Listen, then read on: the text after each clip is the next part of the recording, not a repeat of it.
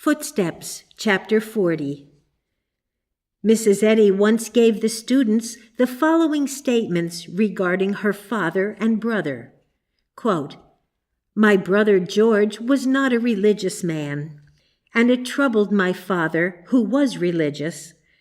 When George was on his dying bed, my father asked him to accept Christ. George said during the intervals of labored breathing, 'I have always done as near right as I know how. The rest I leave with God.' George awakened in heaven, and my father awakened disappointed after passing on." Unquote. How could Mrs. Eddy make such a statement as this? If reality is infinite progression, then heaven would be the realization of right progress.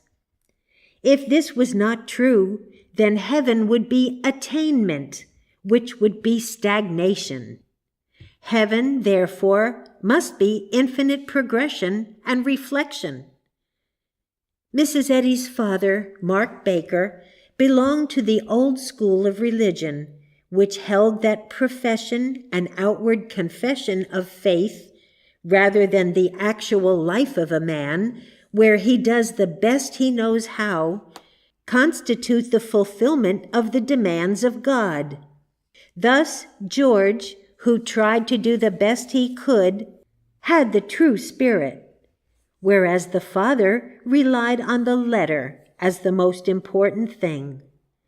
George lived a life of kindliness and helpfulness according to his highest sense of good.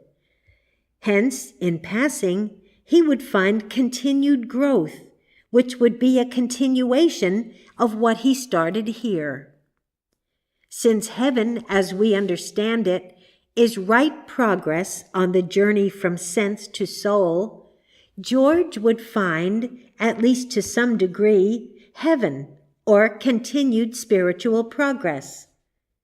On the other hand, because the father believed in high-sounding assertions as constituting spirituality and the fulfillment of the demands of God, he would be disappointed after passing on, because he would discover he had been on the wrong track, with many footsteps to retrace.